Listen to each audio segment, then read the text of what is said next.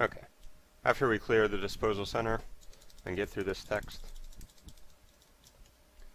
we've got this dialog that pops up telling us we got the escape unit. And if you try and talk to Seal while that's going, it won't work. You have to wait through it. But you can cancel it by hitting the door to her room. And that gives you regular text that you can mash through quickly.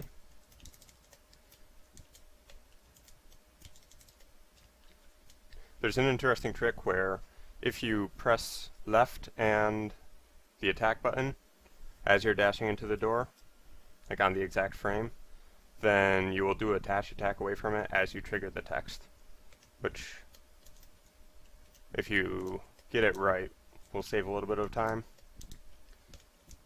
Like I said, it's frame perfect though, and if you go too early you just waste time and look silly because you're just dashing into the center of the room before triggering the text. So you can go for it if you want. You probably want to lean towards hitting the inputs too late rather than too early. That way if you fail, you're still triggering the text and it doesn't really cost you much.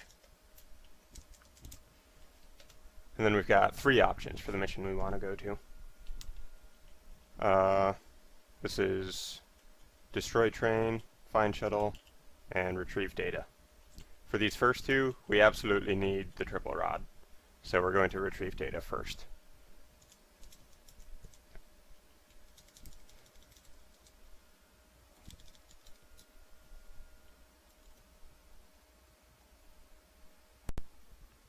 So this is one of the easier stages in the run, I'd say.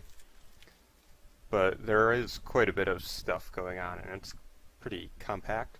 So it might be tough to just like see what I'm doing and emulate it. But once you've got like the muscle memory going, it gets really consistent. At least until you get to the boss. So we've got to climb up this wall here. You got to go up the left side at the start or else you'll hit the lighting bar. And we just want to jump off this wall to get some height early. Do not do dash while climbing here, or else you'll hit the lightning. You just want to do regular jumps until you need to go across.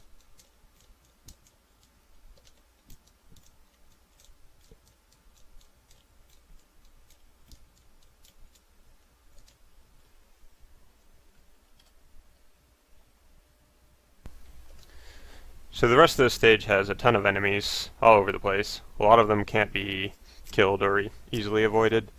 So it's all about making effective use of damage boosts. And like I said, it's kind of fast-paced and compact, so it might be hard to see like all the important details, but I'll go through it a few times and also slow it down on the second time through. Show things a bit more clearly.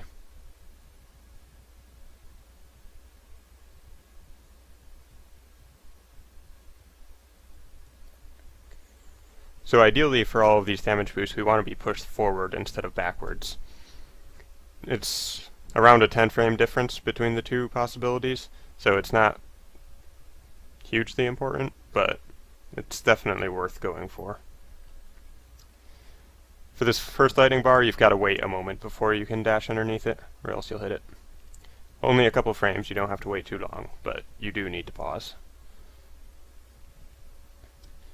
For this next one, to get boosted forwards, I aim for jumping into like the junction between the actual lightning and the circle. Maybe leaning towards hitting the circle rather than the lightning, if that makes sense. That pushes you forward, you can get through this one. We're going to hit this guy. At some point we want to start charging our buster. I do it here just because there's no possibility of it killing an extra enemy or hitting a wall, both of which would affect RNG. There's a neat trick where if you time it on the exact right frame, you'll actually shoot the lemon through the other side. That doesn't affect anything, but it does look cool, and it's frame perfect, so you can brag about it if you get it. And here, you need to wait, again, just a tiny moment, then dash through after it's rotated a bit. Start moving forward, dash off this little ledge and fire the charged shot you've got. That'll kill the spider on the other side. Don't jump too high and hit that bomb. And then you can get through. Another boost here. You can try and see around where I'm jumping from. It's like right as I'm getting to that downward slope, a full length hop.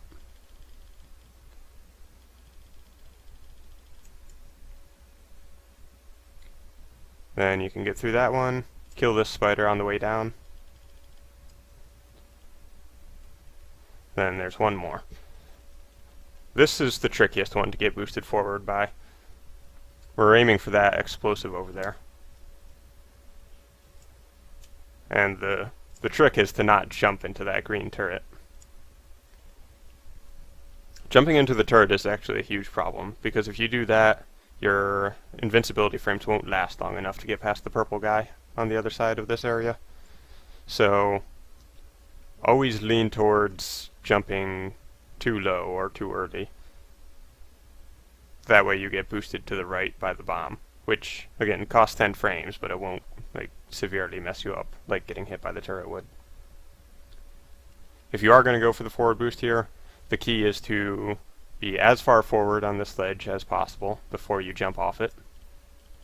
I mean, you don't have to have super precise timing on that, but you do need to be pretty much at the edge. And then you want to jump as high as you can without hitting the turret, or nearly so. The hitboxes are more generous than they look, so you'll probably notice I was kind of like practically going through it there. So you've got some leeway. It's not like an impossibly difficult trick, but it would take some practice if you want to go for it. Alright, once more at full speed.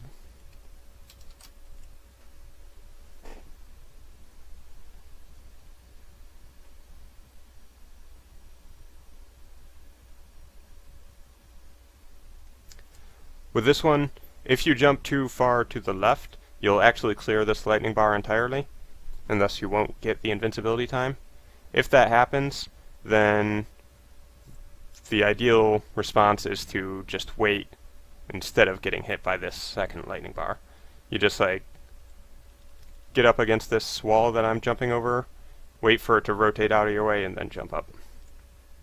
But it is notably faster with the invincibility. If you're doing RNG manipulation, which is relatively simple on this stage, there are a lot of enemies that will affect it if you go too slowly, like those purple guys if they attack an extra time, and I believe the spiders that hang on the walls will also affect the RNG if they're on the screen too long. But as long as you go through at full speed, and you kill the same enemies and don't do anything else wacky, then you should get the RNG manipulation in here every time. What exactly you want to do with that is going to depend on what your boss strat is going to be. So I'm going to talk about the different ways of fighting the boss, and then I'll come back to the RNG manipulations. That way you can make an informed decision for yourself. So we're pretty much at the end of the stage.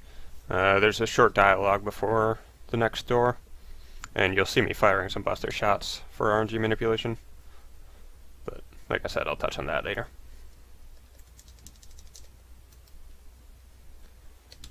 An interesting note about doors is that where you end up on the far side of the door, like exactly which pixel you land on, will depend on how you hit the door. I'm not going to go into all the gritty details of that. Most of the time it doesn't even matter. But for Maha, I think it's because his decisions are based on how far away you are from him. It actually does make a difference, or at least it can in some cases, how you enter the door.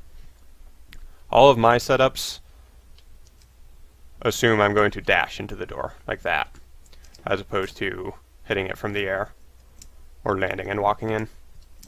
So if you're going to be using my setups, always make sure you're deliberately dashing into the door like that.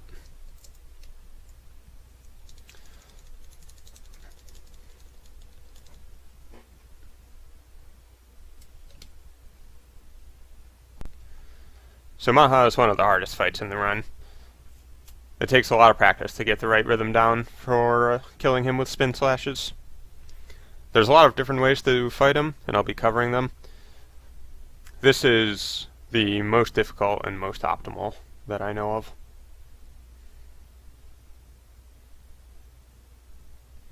So I'm pushing him to the left, hitting him with spin slashes, which give only short invulnerability. The trick here is that if you jump right into him with a jump slash, then it will do the regular hit for 4 damage and giving him full invincibility. So that's why I jump and attack so far away from him. That way when I actually get in range to hit him, I've started the spins, which gives short invincibility. And then you should hit him with 2 spin attacks every time you jump. In order to initiate the second spin, you need to actually press the attack button again while you're in the air. So there's the second one. And then I just fall straight down from the point where I'm hitting him. That way, with the next jump I do, again, he won't be in range of the regular slash of the attack. And I generally press the jump and attack inputs simultaneously. So let's see what that looks like. Jump and attack again. I start by going straight up for a while. Again, so I don't hit him with the regular slash. And then start moving forward, hit him with 2 spins, and then repeat until he gets to the wall. One note about this strat, you absolutely need the RNG manipulations to do the fight like this. So don't do the fight like this until you know how to do the RNG manipulations and they're consistent. Like I said, this stage is relatively easy for that, so it's not unreasonable, but you do need to have it. That also means that if you are going for this, you should also learn a different way of fighting one of the others that I'll be going over, just in case you do mess up the manipulation. But we'll get to those later. Once you get him to the wall, the fight changes a bit. So this is the last 2 hits before he's stuck there. And now, since you're not pushing him back anymore, then you have to change your strategy or else you'll hit him right when you jump up. So what I do is I turn to the right, do the regular slash, and then turn back into him with the spins.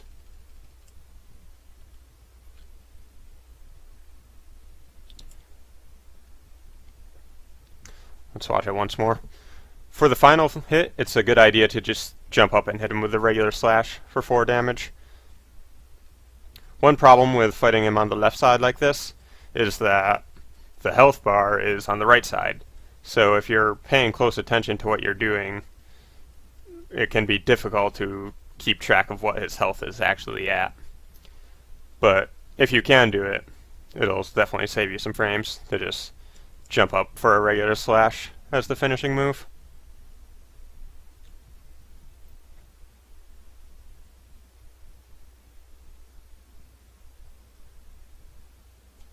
Like I said, lots of practice, but you can do it.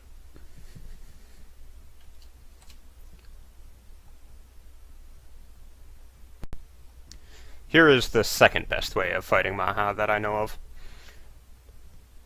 Basically, we're going to push him to the right side instead of the left. This has a few advantages and then one major downside. 2 major downsides.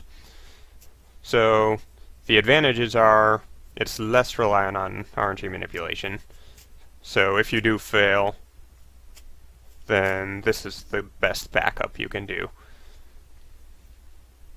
The reason you can't push him to the left without manipulation is that at some point during the infinite combo, he's going to break it by using his attack where he swings on the rope, which is technically possible to interrupt with the combo, but it requires inhuman execution. So if you don't have manipulation and you try and push him that way, he's just going to break out of the combo, and you're going to have a bad time. If you push him to the right, there's an interesting thing Maha does, where he will try and turn towards you if he's facing away from you, and it actually takes him an appreciable amount of time. So you can just keep interrupting that, and he'll never get a chance to do the swinging attack. Once he's away from the center of the room, he'll never even go for that. Anyways, so even if you let him turn around, if you push him to the right, since you get to the wall so fast, it's still not a problem.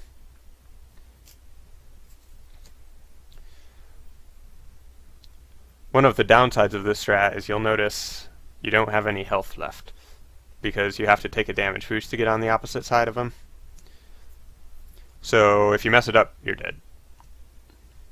At least if you mess it up in a way that causes you to get hit again, which most of the mess ups you'll have would classify as, at least in my experience. Another disadvantage is just the fact that it's slower, because you have to spend that time getting hit and moving to the far side. Other than that, it's pretty much the same. You get him to the wall earlier, so you have to do this section of the fight longer. It's also easier to tell when he's at 4 health, because you're attacking him right next to his health bar. So that's a slight bonus.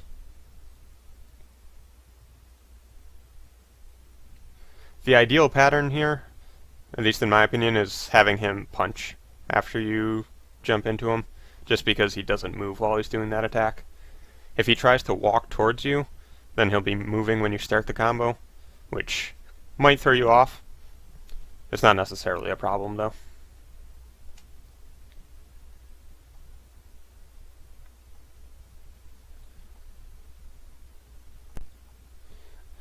Here's a method of fighting him that doesn't require you to actually push him along the room, which I think is harder than having him pinned up against the wall.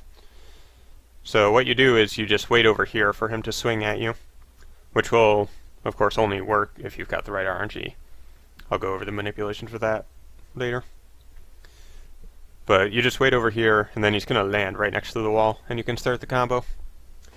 You want to get your starting position at a pretty good spot. The visual cue I use is this rock I'm standing in front of. You can see there's a line of green moss pixels right behind Zero's front foot. If you can see that line, you're in a good spot without being too far ahead of it. It's not super precise positioning, and you've got a lot of time to set it up, but that's the general idea. And then, as he lands over here, you can just jump up and start spinning. And then proceed as normal.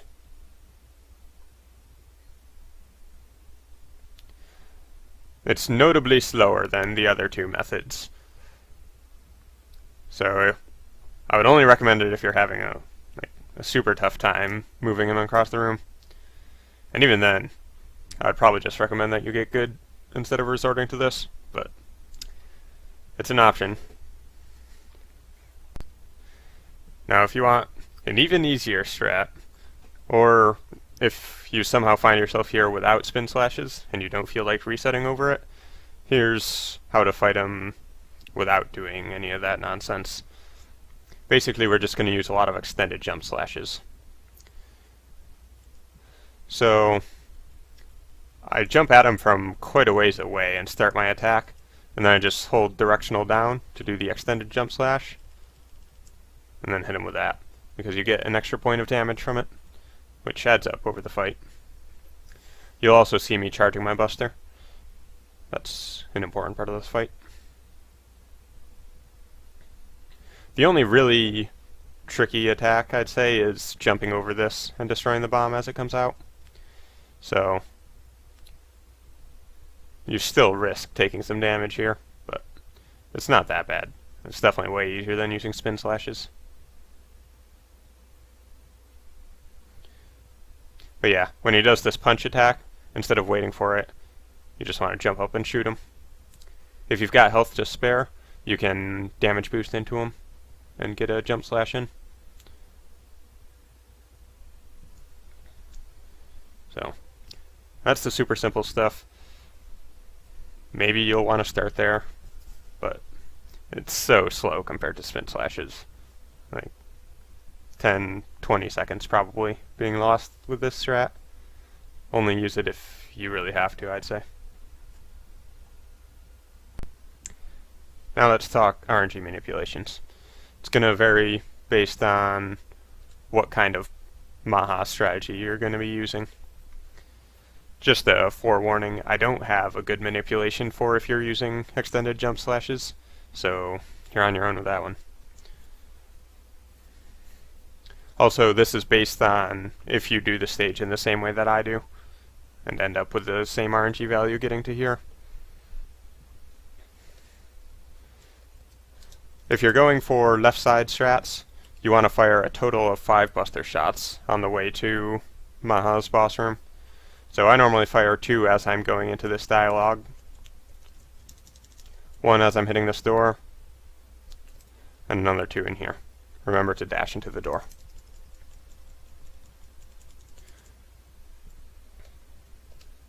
And then once the fight starts, you also need to shoot 2 lemons into Maha's body before the start.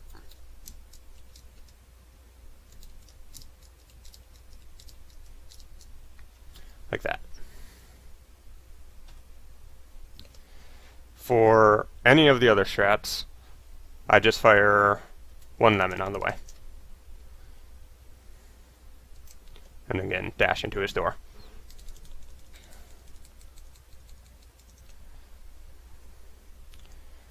So, if you're waiting over here, he swings. If you jump into him, he punches. So it's the perfect for the other 2 strategies. And again, I don't know what the manipulation is for getting a good fight with jump slashes. You would want him to be rolling as little as possible, basically. Also punching as little as possible. Basically, you want him walking a lot, which would be tough to manipulate for.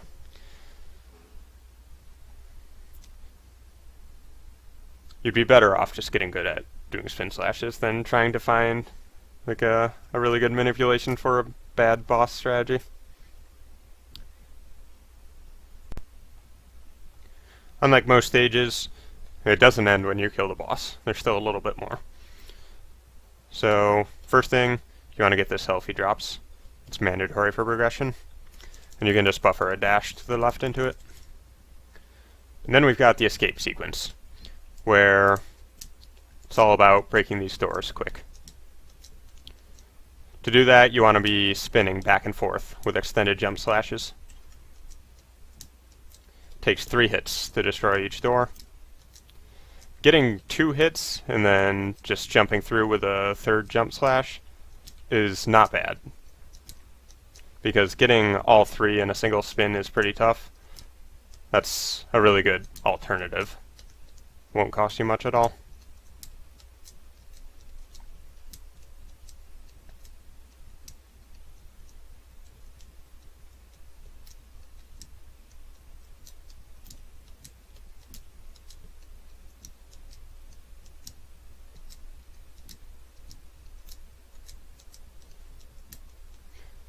Just jump down here and you're pretty much done. A little text to get through.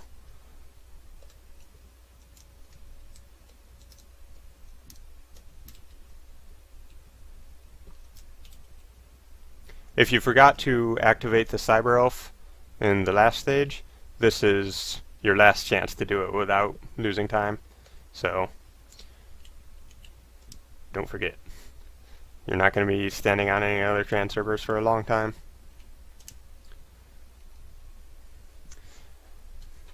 With optimal strats, I think a 58 is possible, but 59 is what you can expect from your average no mistakes run.